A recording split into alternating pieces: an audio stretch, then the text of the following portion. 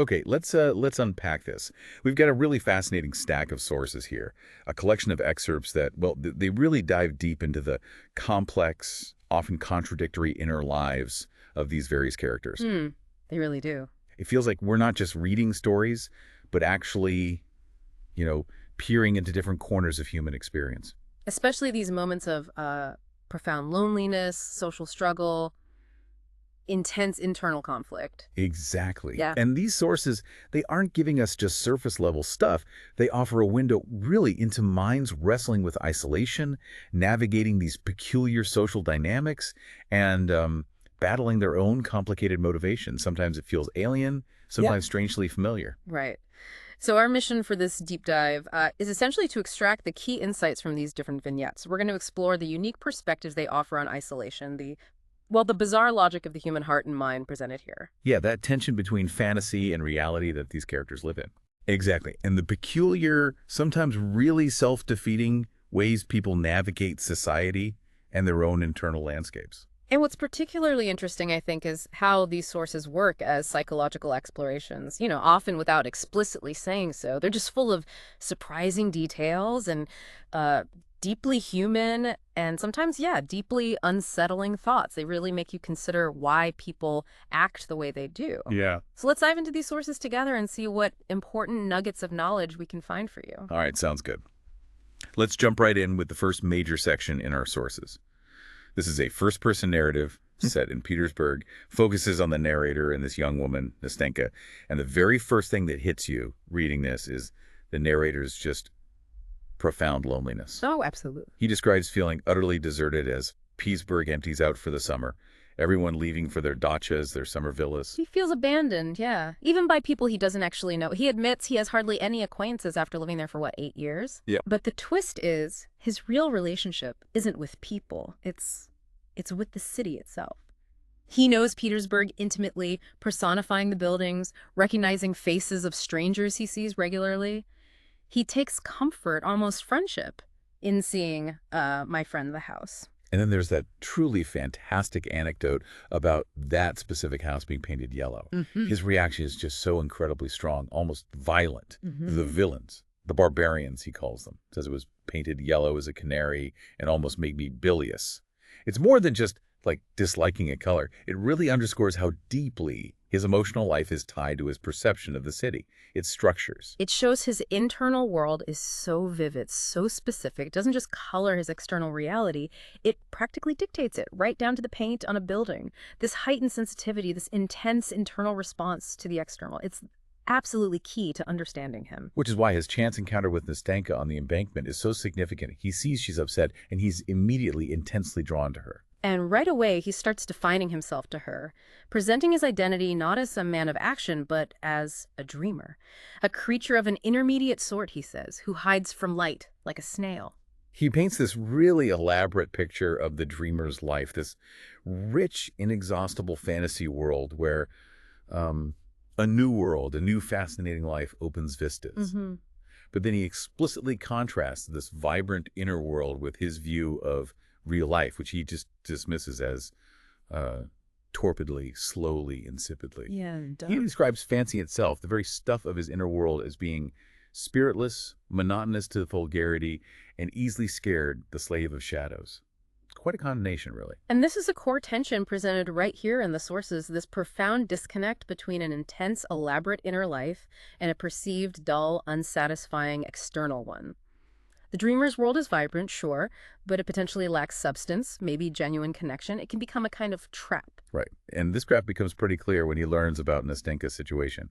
Her story about being basically confined, sitting all day with your grandmother. The lodger who visited offered her an opera ticket and the plan they made for her to run away with him in a year. His reaction is immediate.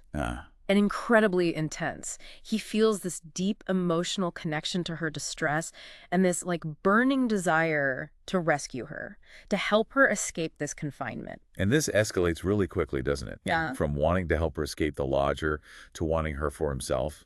He confesses his love, pouring out this longing for a simple, conventional life with her. Yeah, it's quite a leap. He projects this whole domestic ideal onto her, talking about living alone now, Nastenka. Moved to us, taking in her granny, his servant Matrona, Fiocla.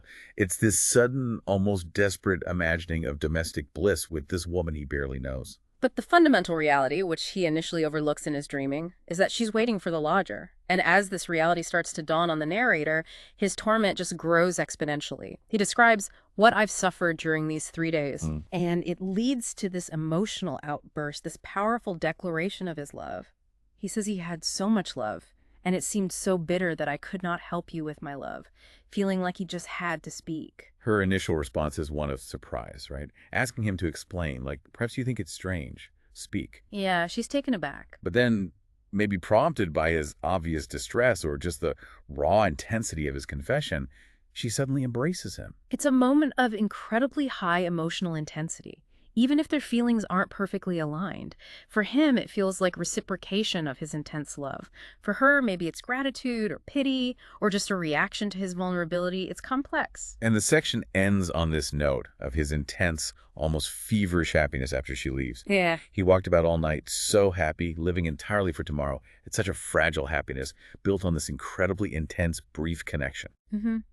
And we know from later hints in the sources, like a letter from her that's kind but maybe a bit distant, that this dream is momentarily real for him, but it's likely unsustainable, probably based on a misunderstanding of her true feelings.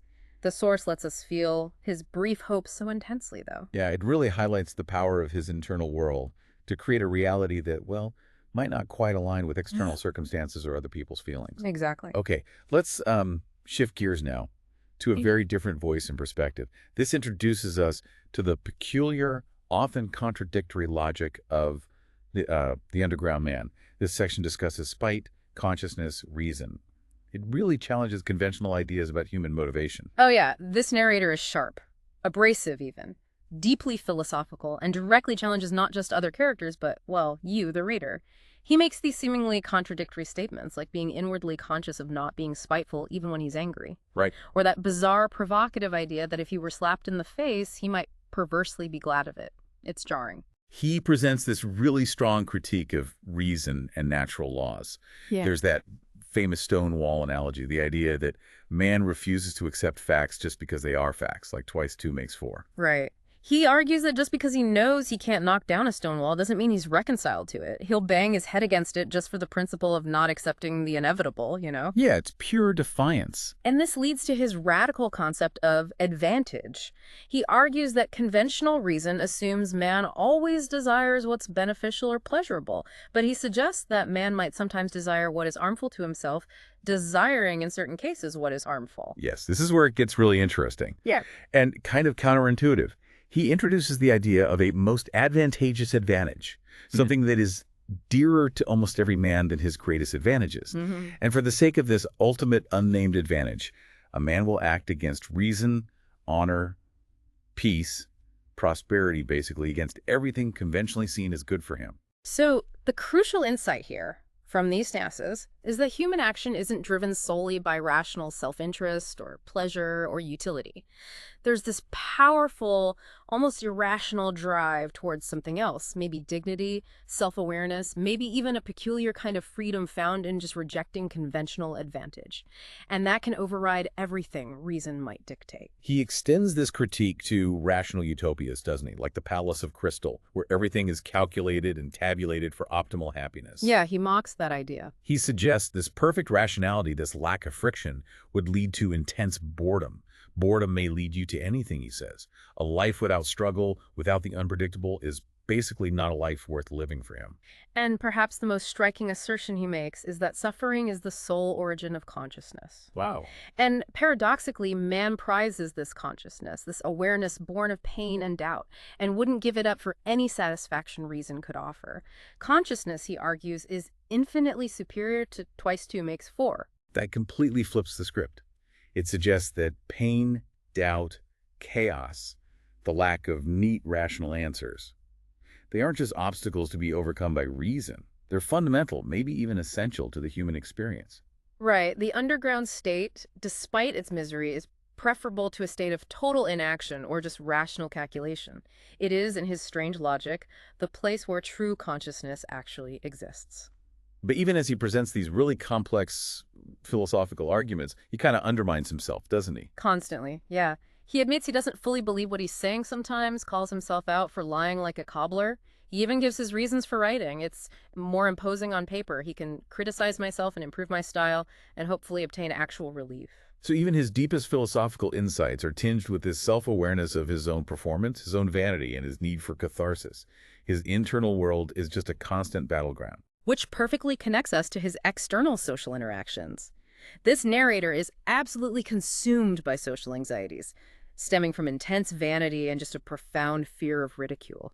He hated my face, he says, suspecting something base in my expression. This deep self-loathing drives him to constantly try and compensate. He attempts to behave as independently as possible, assume a lofty expression, wishes his face looked extremely intelligent to counteract what he sees as his flaws. He's not just interacting, he's constantly performing, isn't he? Overthinking every social cue, every glance. Totally.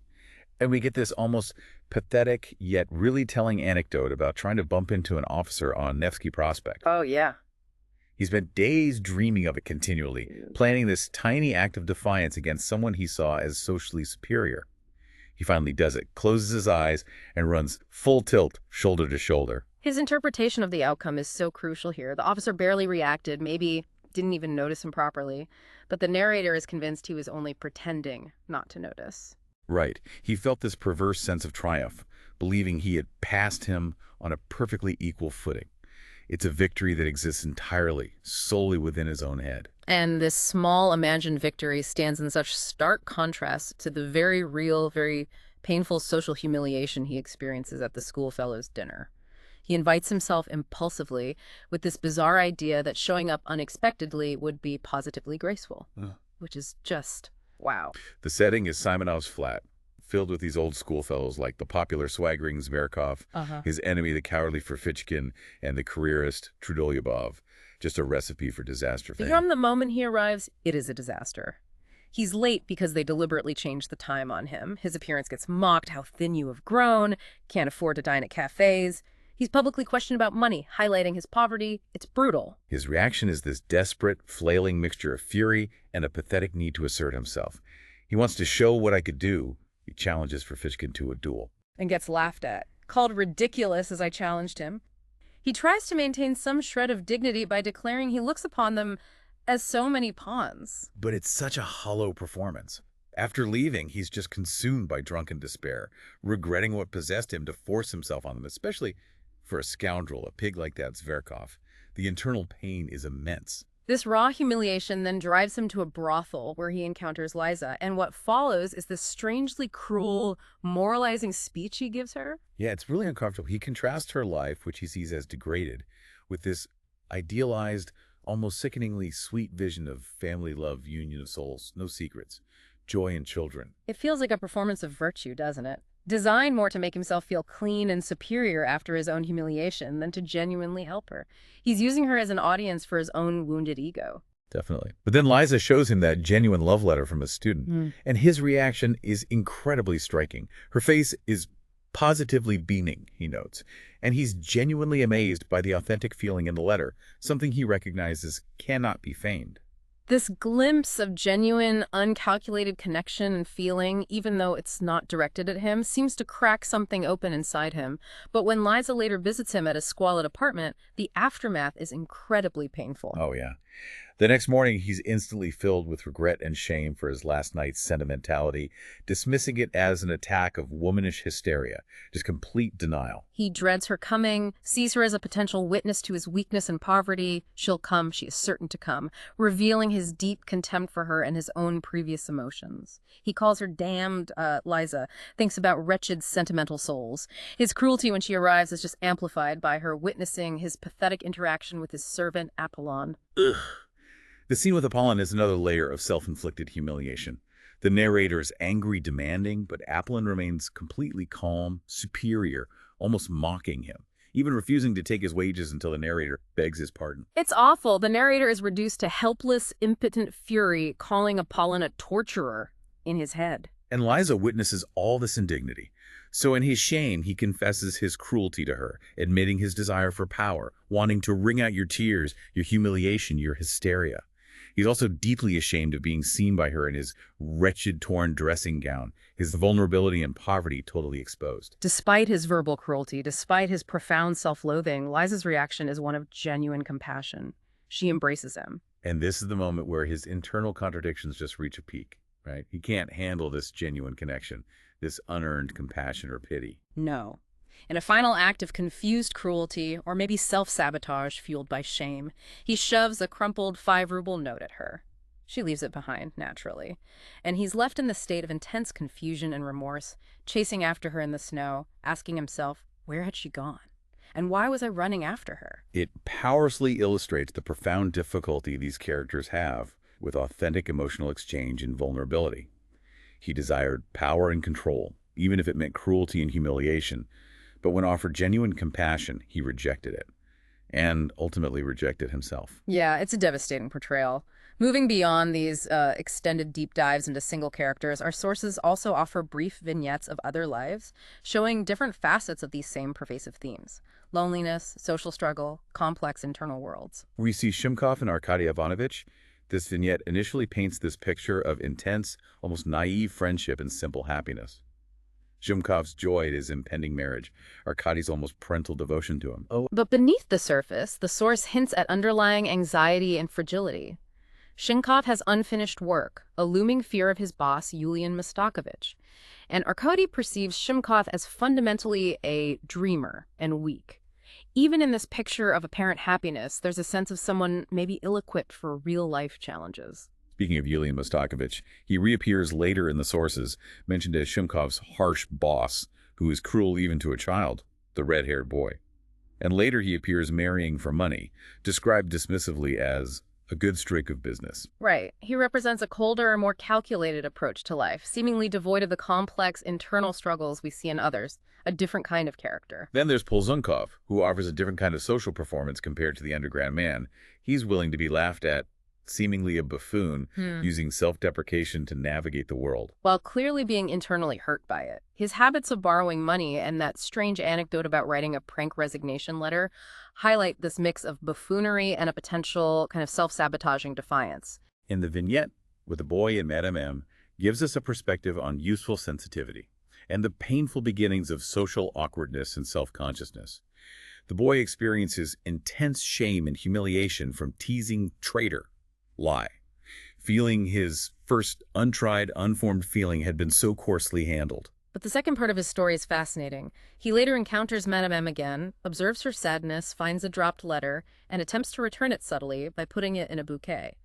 His subsequent reflections on hidden suffering and the inability to truly judge others, how can one judge, and who can condemn, show this early dawning of empathy, a recognition of the hidden, complex internal worlds in others, mirroring the very themes we've been exploring all along. Yeah, it's a nice counterpoint.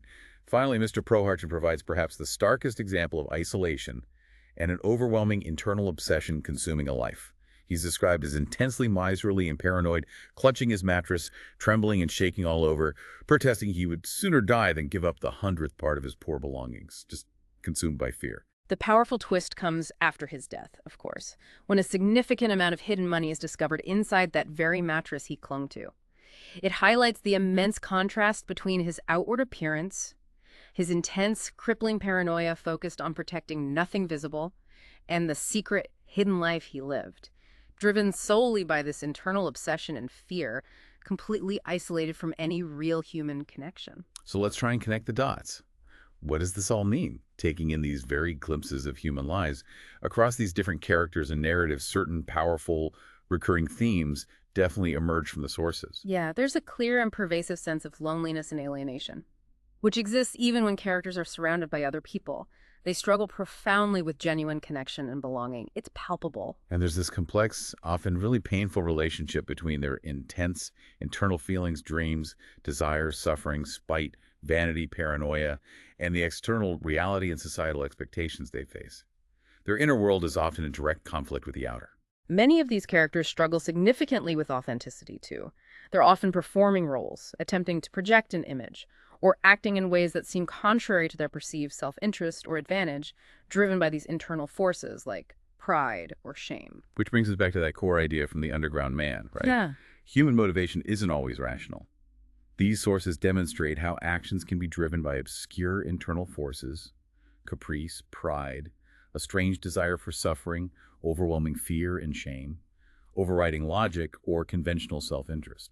Ultimately, what these sources really emphasize is the depth, the contradiction, and often the hidden nature of these characters' inner lives. What you see on the surface, the dreamer on the embankment, the abrasive intellectual, the nervous clerk, the miser, it's rarely the full story of the complex battles being fought within. So what does this all mean for you listening? Huh. These sources offer a powerful, sometimes uncomfortable glimpse into the chaotic, irrational, and often painful landscape of the human mind when it's confronted with social reality and its own internal desires. We've journeyed through these varied and intense internal worlds, haven't we? From the lonely dreamer of Petersburg to the spiteful underground man, and caught glimpses of others wrestling with their own hidden lives beneath the surface of everyday appearance. We've seen the immense power of internal life, how bizarre the logic of feeling and caprice can be compared to simple reason, the strange ways we can be cruel to ourselves and others out of pain and fear, and the hidden depths within even the seemingly simple figures in society. And maybe as you navigate your own life, it's worth considering the underground aspects, both in yourself and in others, the thoughts, feelings, motivations that aren't always apparent on the surface. Yeah, these sources really challenge us to ask, how much of what we call real life is actually happening beneath what we can see or rationally explain?